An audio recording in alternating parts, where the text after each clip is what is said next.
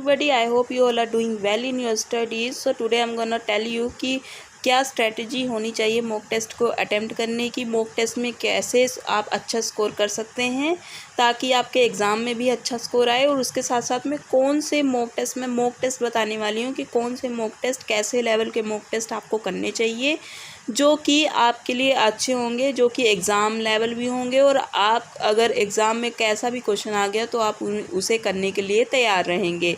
सो इस वीडियो को लास्ट तक देखिएगा क्योंकि ये आपके लिए इम्पोर्टेंट वीडियो हो सकती है। So let me tell you सबसे पहले कि स्ट्रेटजी क्या होनी चाहिए अटेम्प्ट करने की, मॉक स्कोर कैसे अच्छे स्कोर आ सकते हैं आपके। तो मॉक टेस्ट को अटेम्प्ट करने की स्ट्रेटजी आपकी ये होनी चाहिए सबसे पहले कि आप इजी जो क्वेश्चंस हैं उन्हें पहले करें, चाहे वो रीजनिंग के हों चाहे क्वांट के हों, और उसके बाद फिर आप डिफ़िकल्ट लेवल क्वेश्चंस पर जाएं। सो जैसे कि अब आरआरबी पीओ का या फिर कल आरआरबी क्लर्क का कल और परसों है, और आरआरबी पीओ का भी आने वाला है प्रीलिम्स का। सो मैं आपको बता दूं कि दोनों में ही यही मेथड लागू होगा। आरआरबी क्लर्क में क्या होगा कि रीजनिंग में आपको लाइन वाइज जाएंगे तो आपका टाइम सेव होगा और आप जल्दी से जल्दी अटेम्प्ट कर पाएंगे क्योंकि आरआरबी क्लर्क ईजी होता है। एंड आरआरबी पीओ की बात करूँ तो आरआरबी पीओ में आपको जो है सेक्शन इजी लगता है, चाहे वो क्वांट हो चाहे रीजनिंग, उसे पहले कीजिए। और उसमें भी जो टॉपिक्स आपको इजी लगते हैं, आप जल्दी जिनमें आपकी पकड़ है उन्हें पहले कीजिए, उसके बाद डिफ़िकल्ट टॉपिक्स को बाद में कीजिए। तो ये स्ट्रैटेजी अगर आप अपनाएंगे तो आपके ज़रूर से ज़रूर अच्छे मार्क्स आएंगे। अब बात करें कि कौन सा मॉक टेस्ट बेस्ट रहेगा अटेम्प्ट करने के लिए, जो कि आपको एग्ज़ाम लेवल फील देगा। जब आप एग्ज़ाम भी देंगे तो उसमें अगर डिफ़िकल्ट आ गया तो आप डिफ़िकल्ट क्वेश्चंस को भी कर जाएंगे, उस डिफ़िकल्टी लेवल भी आपका होना चाहिए। और इजी क्वेश्चंस अगर इजी आ गया तो आप ज़्यादा से ज़्यादा क्वेश्चंस अटेम्प्ट कर पाएंगे। तो इसके लिए मैं आपको अपने मॉक्स के स्कोर दिखाती हूँ कि मेरे मॉक्स के स्कोर और मैं कौन से मॉक टेस्ट अटेम्प्ट कर रही हूँ, जिससे आपको अंदाज़ा लग जाएगा कि कौन से मॉक टेस्ट अटेम्प्ट करने चाहिए जो कि एग्ज़ाम लेवल भी हैं। और अगर एग्ज़ाम डिफ़िकल्ट आ गया तो उसमें आपको कोई ज़्यादा परेशानी नहीं होगी। सो सबसे पहले मैं दिखा रही हूँ प्रैक्टिस मॉक का, क्योंकि आपके पास एक इजी लेवल और एक डिफ़िकल्ट लेवल मॉक टेस्ट होना ही होना चाहिए। तो आप प्रैक्टिस मॉक या फिर ओली बोर्ड दोनों में से कोई भी एक ले सकते हैं। अगर या फिर किसी को दोनों ही चाहिए तो दोनों भी ले सकते हैं। वैसे दोनों में से कोई एक ले लेंगे, दोनों ही सही हैं एग्ज़ाम के लिए हिसाब से सही है। अगर आपका एग्ज़ाम डिफ़िकल्ट लेवल आ गया या फिर थोड़ा सा भी टफ आ गया तो आप बहुत आसानी से आप एग्ज़ाम में पैनिक नहीं होंगे क्योंकि क्वेश्चंस अच्छे खासे लेवल के होते हैं इसमें। सो आप इन्हें ले सकते हैं। अब मैं इसमें अपने स्कोर दिखाती हूँ कि मेरे कितने स्कोर आ रहे हैं। सो लेट मी शो यू कि मेरे, देखिए मैंने अभी आज ही ये मॉक टेस्ट दिया है जिसमें कि मेरे 58 मार्क्स आए हैं, आरआरबी पीओ का है। And percentile is 96.74 and rank मेरा है 453 रैंक है। एंड कितने स्टूडेंट्स ने इसे दिया है, लेट मी शो यू। सो इसे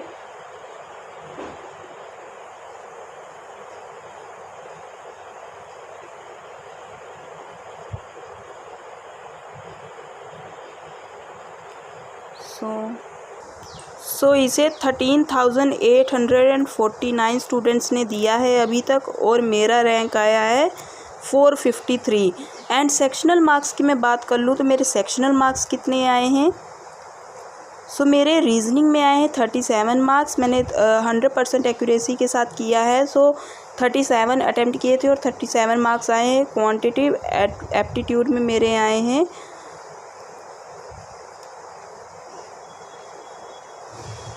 21 मार्क्स। इसे भी 100% एक्यूरेसी के साथ अटेम्प्ट किया है। सो टोटल 58 मार्क्स आए हैं 100% एक्यूरेसी। एंड रीजनिंग की बात करूँ सो रीजनिंग में मेरा रैंक रहा है 69 आउट ऑफ 13,849 स्टूडेंट।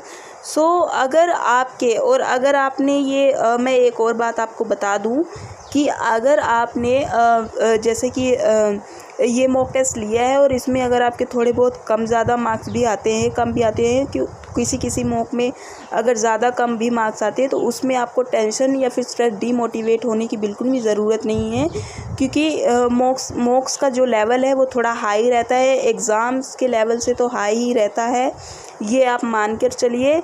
और दूसरी बात मैं बता दूं कि इसमें क्योंकि आपकी जितनी परसेंटाइल होगी, नंबर ऑफ़ स्टूडेंट्स कितने दे रहे हैं और उसके हिसाब से आपकी कितनी परसेंटाइल आ रही है वो मैटर करती है कि आपके कैसे स्कोर आ रहे हैं। अगर आपके स्कोर कम भी आ रहे हैं लेकिन परसेंटाइल 90 प्लस है तो आप मान लीजिए कि आप अच्छा जा रहे हैं, फिर आप बिल्कुल भी टेंशन मत लीजिए। और अब मैं बात कर रही हूँ ईजी लेवल टेस्ट की। सो इसमें ये मैं बात करूँगी ईजी लेवल की, तो ईजी लेवल के लिए टेक्स्ट बुक ही सही है। तो इसमें अगर मैं अपना पहला मॉक टेस्ट की बात करूँ, सो इसमें मेरे आए हैं 70 marks out of 80। It's RRB PO mock test with 100% accuracy and percentile is 96.92। तो आप देख सकते हैं कि परसेंटाइल मेरी 96.92 है, रैंक मेरा आया है 2452 एंड अप्रोक्सीमेटली 80,000 स्टूडेंट्स ने इसे दिया है और मेरा रैंक 2452 आया है। सो आपको मैं बता दूं कि आपको डिफ़िकल्ट लेवल के मॉक तो देने ही देने चाहिए, उसके साथ साथ में आपको इजी लेवल के भी मॉक्स देने चाहिए। इसके दो बेनिफिट होते हैं। सबसे पहली बात कि अगर आपका डिफ़िकल्ट लेवल के क्वेश्चंस आ गए तो आप उन्हें भी अटेम्प्ट कर पाएंगे, इजी लेवल के क्वेश्चंस आ गए तो आपकी इतनी स्पीड होगी कि आप अच्छा खासा अटेम्प्ट कर पाएंगे, ज़्यादा से ज़्यादा क्वेश्चंस अटेम्प्ट कर पाएंगे। और मीडियम लेवल को अगर आ गया मॉक टेस्ट तो एग्ज़ाम लेवल मतलब एग्ज़ाम में आ गया लेवल जो है वो मॉडरेट हुआ, ना ही हाई हुआ ना ही ईजी हुआ, तो उसे भी आप अच्छे से अटेम्प्ट कर पाएंगे। और दूसरा एक और बात कि अगर आप इजी लेवल के मॉक टेस्ट देते हैं तो उससे आपका कॉन्फिडेंस बूस्ट होता है, क्योंकि डिफ़िकल्ट लेवल के मॉक्स में कभी कभी ये होता है कि इतना ज़्यादा डिफ़िकल्ट वो क्वेश्चंस डाल देते हैं कि आप मतलब ज़्यादा अटेम्प्ट कर ही नहीं पाते और आप के अच्छे स्कोर्स नहीं आते हैं, तो आपको लगता है कि हमारे एग्ज़ाम में भी कभी इससे भी कम मार्क्स ना आए, तो आप डीमोटिवेट होने लगते हैं। तो इसीलिए आपके पास दोनों तरह के मॉक टेस्ट होना बहुत ज़्यादा ज़रूरी है, एक इजी लेवल और एक डिफ़िकल्ट लेवल, दोनों के ही अपने अपने फ़ायदे हैं। सो अब मैं बात करती हूँ कि मैंने जो सेकंड मॉक दिया है वो कैसा था। जो मैंने सेकंड मॉक दिया उसमें मेरे आए हैं 64 out of 80 and accuracy is 100%। Rank आया है 1708। 60,339 बच्चों ने इसे अटेम्प्ट किया था, 60,000 बच्चों ने इसे अटेम्प्ट किया है एंड मेरी इसमें परसेंटाइल गई है 97.18 परसेंटाइल। सो मेन बात जो है वो मोस्ट इम्पॉर्टेंट बात ये है कि एक्यूरेसी 100% होनी चाहिए। अगर आपकी एक्यूरेसी 100% है और अगर आपने एग्ज़ाम में 62, 63, 64 भी अटेम्प्ट कर लिए, एक्यूरेसी 100% है, तो आप मान लीजिए कि आपके मार्क्स और भी बढ़ सकते हैं और आपका आराम से कट ऑफ क्लियर कर जाएंगे। लेकिन आप सेफ़ अटैम्प्ट्स जो हैं वो रखिए, आपके 65 प्लस अटैम्प्ट होने चाहिए, 67, 68, 69 इतने अटैम्प्ट्स अगर आपके हो गए तो आप अपनी जो है मेंस की तैयारी बिना कुछ भी टेंशन लिए करना स्टार्ट कर दीजिएगा। ये एक सेफ़ अटैम्प्ट्स मैं बता रही हूँ, होने चाहिए। तो ये सारी चीज़ें अगर आपने कर ली और उसके साथ साथ में एग्ज़ाम्स को कैसे सोल्व करना चाहिए, पैनिक नहीं होना चाहिए एग्ज़ाम के टाइम में, ये सब चीज़ें अगर आपको अच्छे से आप ध्यान में रख कर उन सभी बातों को ध्यान में दिमाग में रखते हैं, सो आपका एग्ज़ाम बहुत ही ज़्यादा अच्छा जाएगा, ये बात आप मान लीजिए। सो मैंने आपको दोनों तरह के मॉक टेस्ट बता दिए हैं कि कैसे कैसे मॉक टेस्ट आप अटेम्प्ट कीजिए कि आपके अच्छे मार्क्स आएँ। सो अब उसमें भी मैंने आपको ये भी बता दिया है कि आपको जो सेक्शन इजी लगता है पहले उसे ही अटेम्प्ट करने की कोशिश कीजिए। उसका मेन जो फ़ायदा होता है वो यही होता है कि आपका कॉन्फिडेंस लेवल जो है वो और ज़्यादा बूस्ट होगा एग्ज़ाम के टाइम में कि हाँ आपने अच्छे खासे क्वेश्चंस अटेम्प्ट कर लिए हैं। फिर आप जल्दी से जल्दी क्वेश्चंस आपका जो माइंड है वो फ्रेश रहेगा और आप जल्दी से जल्दी क्वेश्चंस अटेम्प्ट करने की कोशिश करेंगे और क्वेश्चंस अटेम्प्ट भी होंगे। लेकिन अगर आपने जैसे कि कोई डिफ़िकल्ट लेवल क्वेश्चन यानी कि आपको जो चीज़ नहीं आती है या फिर जिसमें आप स्लो हैं उसे पहले आप अटेम्प्ट करेंगे तो उसमें आपका अगर नहीं क्वेश्चंस हो रहे हैं तो आपका जो है कॉन्फिडेंस लेवल लो हो जाएगा, जिसके कारण आपका सारा का सारा एग्ज़ाम ख़राब हो जाएगा। इसीलिए ये गलती बिल्कुल भी मत कीजिएगा। जो चीज़ें आपको अच्छे से पता है, जो चीज़ों में आपका कॉन्फिडेंस है उन चीज़ों को पहले अटेम्प्ट कीजिए, करने की कोशिश कीजिए।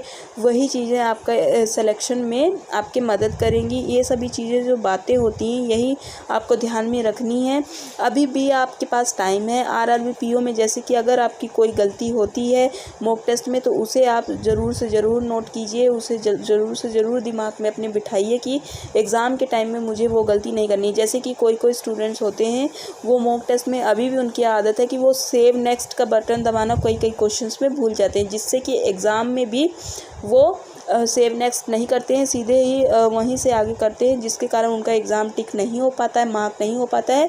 उन्हें लगता है कि हमने मार्क कर दिया, लेकिन वो फिर लास्ट में जब नंबर ऑफ़ क्वेश्चंस अटेम्प्ट दिखाता है कि आपने इतने क्वेश्चंस अटेम्प्ट किए हैं, तो आप देखते हैं कि आपके कितने कम अटेम्प्ट हुए हैं। फिर आप घबरा जाते हैं कि अरे हमने तो इतने सारे अटेम्प्ट किए थे, कहाँ क्वेश्चंस इतने कम क्यों अटेम्प्ट हुए हैं। तो इन सब चीज़ों को ध्यान में रख कर ही मॉक टेस्ट देना चाहिए। मॉक टेस्ट इसीलिए होते हैं ताकि इन सब चीज़ों को आप अभी ध्यान रख लेंगे तो आपका एग्ज़ाम के टाइम में कोई प्रॉब्लम नहीं होगी। तो ये सब बातों को ध्यान में रखकर अगर आप मॉक टेस्ट देते हैं तो आपके अच्छे स्कोर आएंगे ही आएंगे। और एक बात और, जब भी आपका एग्ज़ाम का शिफ्ट होती है जिस टाइम में, उसी टाइम में आपको एक मॉक टेस्ट ज़रूर से ज़रूर देना चाहिए। उससे आपके माइंड को एक प्रैक्टिस बनी रहती है, क्योंकि तो आप जो है उसी टाइम पर एक मॉक टेस्ट ज़रूर से ज़रूर दीजिए। और सेक्शनल मॉक टेस्ट ज़रूर से ज़रूर दीजिए। सेक्शनल मॉक टेस्ट का बहुत ही ज़्यादा इम्पोर्टेंट रोल होता है आपके एग्ज़ाम में। जैसे कि मेंस लेवल में जो सेक्शनल मिनी क्विज़ होते हैं मेंस लेवल, उनका रोल होता है, वैसे ही प्रीलिम्स में सेक्शनल मॉक टेस्ट का बहुत बड़ा रोल होता है आपकी टाइमिंग को सही करने के लिए। तो आप सेक्शनल मॉक दीजिए। हर एक वीडियो में मैं सेक्शनल मॉक्स के लिए इसीलिए कहती हूँ क्योंकि मुझे इनसे बहुत ज़्यादा फ़ायदा हुआ है। तो मैं आप सभी को भी बता रही हूँ कि सेक्शनल मॉक्स ज़रूर से ज़रूर दीजिए। एंड अगर आप इन सभी बातों को ध्यान में रखते हैं तो जैसे कि आपका आरआरबी क्लर्क का भी एग्ज़ाम कल और परसों है, तो आरआरबी क्लर्क में भी आप 75+ तो अटेम्प्ट कर ही आएंगे। और आपके आरआरबी पीओ के एग्ज़ाम में अगर इन सभी बातों को ध्यान में रखकर अच्छे से मॉक टेस्ट देते हैं, प्रैक्टिस करते हैं, सो आपके 65+ या फिर 60+ ज़रूर से ज़रूर होंगे और आप अच्छा कर आएंगे अगर आपकी अच्छी तैयारी है तो इन सभी बातों को ध्यान में रखिए और अच्छे से प्रैक्टिस कीजिए। ऑल दी बेस्ट जिनका कल और परसों एग्ज़ाम है।